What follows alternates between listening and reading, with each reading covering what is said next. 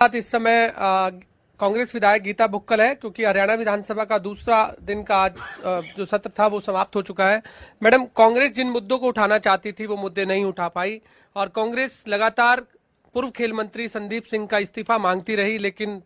CM साहब ने साफ मना कर दिया है कि इस्तीफा नहीं होगा, नहीं होगा, नहीं होगा। क्या कहना है?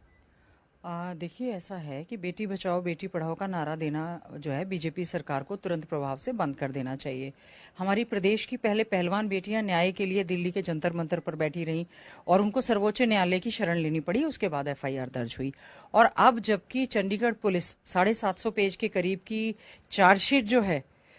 बीजेपी जेजेपी सरकार के मंत्री संदीप सिंह के खिलाफ दायर कर चुकी है, उसके बावजूद मुख्यमंत्री का बेटियों को बचाने की बजाय मंत्री के पक्ष में और स्पीकर महोदय का भी पक्ष में इस तरह से अड़े रहना, खड़े रहना और भारतीय जनता पार्टी के विधायकों के द्वारा मेज थपथपाना आज के लिए बड़े ही दुर्भाग्यपूर्ण स्थिति थी।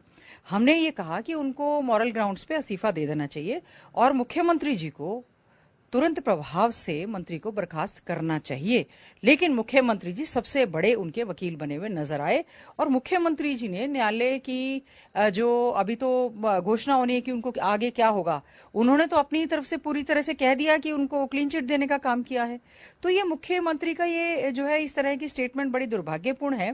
लेकिन मुख्यमंत्री जी कई बार ऐसी इस तरह की स्टेटमेंट हमेशा देते रहते हैं। उन्होंने कहा था इस्तीफा नहीं लूंगा, नहीं लूंगा, नहीं लूंगा और आज फिर वही बात कह दी। उससे बड़ा हमें बड़ा दुख है इस बात की स्टेटमेंट मुख्यमंत्री को देना और विशेष तौर से जो हमारा हरियाणा राज्य है, महिलाओं के लिए, बेटियों के लिए असुरक्षित श्रेणी में हमारा राज्य आ गया है और प्रदेश का मुखिया अगर ये कहे कि हम सभी को जान माल की सुरक्षा नहीं दे सकते और वो ये कहें कि मैं इनको ऐसे दोषियों को प्रोटेक्ट करूंगा जिनके खिलाफ मोलेस्टेशन के, सेक्सुअल हरासमेंट के केसेस प्रूव हो गए, चार्जशीट आ गई, उसके बावजूद प्रोटेक्ट करना बहुत ही दुर्भाग्यपूर्ण है। और आज विधानसभा में हुआ, कांग्रेस की तो अपनी जिम्मेवारी बनती है, विपक्ष के तौर पर हमारा जिम्मेवारी बनती है कि आम जनमानस के मुद्दे, जहां तक महिलाओं की बात है, we are the 50% human resource of the world और ऐसी बहन बेटियां जो अपने आप में बहुत ज्यादा सशक्त हैं, उनके खिलाफ इस तरह के सेक्सुअल हरासमेंट के मामले आए और उसमें बीजेपी उनको प्रोटेक्ट करती हुई नजर आई, तो हमें आज इस बात को लेकर बहुत दुख हुआ। और मुख्यमंत्री जी तब क्या कहेंगे जब जो है पूरी तरह से जो फैसला आ जाएगा। तो नो हिंसा का मामला भी कांग्रेस उठाना चाहती थी, लेकिन उस पर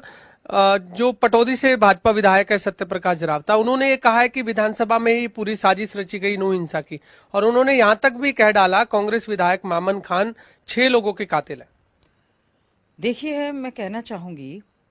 प्रदेश के मुख्यमंत्री जी ने कहा कि हमें इस मामले की पूरी जानकारी नहीं थी और हम सबके जान माल की सुरक्षा नहीं कर सकते हैं।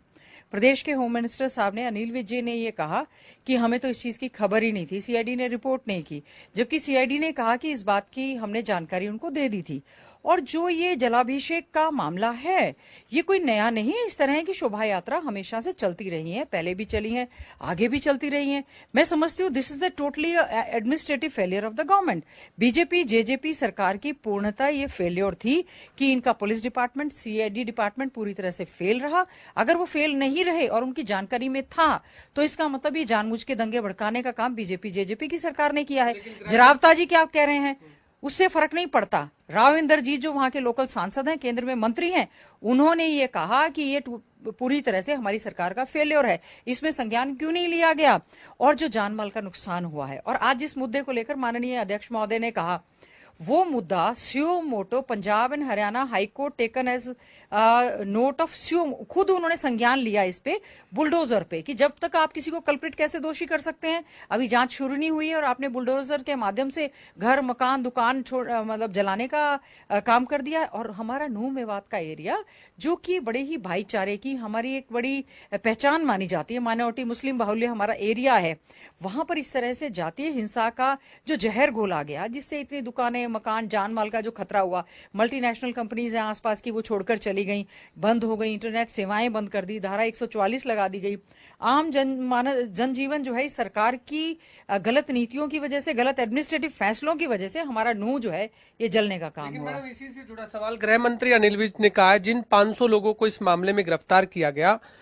कहीं ना कहीं कांग्रेस ने ही ये पूरी साजिश रची है, ये भी सदन विज के साहब ने अभी तो ये जब आदरणीय अध्यक्ष महोदय ने कहा था मामला सब जुडिस है, तो विज साहब ने फैसला कैसे सुना दिया? उनको ये जो रिपोर्ट्स हैं वो सारी की सारी सार्वजनिक करनी चाहिए, टेबल करनी चाहिए, श्वेत पत्र जारी करना चाहिए और सही ढंग से जाकर जो है इस बात को पंजाब हरियाणा हाईकोर्ट में करना चाहिए। और इसके साथ साथ हम जो जुडिशियल इंक्वायरी की सिटिंग जज से मांग कर रहे हैं, विज साहब कह दें, मुख्यमंत्री जी खड़े होकर कह दें, विज साहब की तो होम डिपार्टमेंट में सुन नहीं रहे हैं, चल नहीं रहे हैं, वो अपने आप को असहाय महसूस होते हैं। क्योंकि जो दंगे हुए हैं, सबसे पहले तो हम नूह मेवात और पूरे हरियाणा वालों को अमन चैन शांति और भाईचारे की अपील करते हैं। जरावता जी जो विधायक हैं, उन्होंने जिस तरह का माहौल पिछली बार बजट सत्र में उठाने का काम किया और बार बार कांग्रेस के विधायक को कह रहे हैं, पहले वो अपनी सरकार से प्रश्न करें कि क्या सरकार का एडमिनिस्ट्रेटिव फेल्योर नहीं था, क्यों बार बार हमारा हरियाणा जो है जातीय हिंसा के नाम पर जल रहा है। बहुत बहुत धन्यवाद मैडम। आपने सुना कांग्रेस विधायक गीता बुक्कल, जिन्होंने आज विधानसभा में जो भी कार्रवाई हुई उसके बारे में बताया। जी।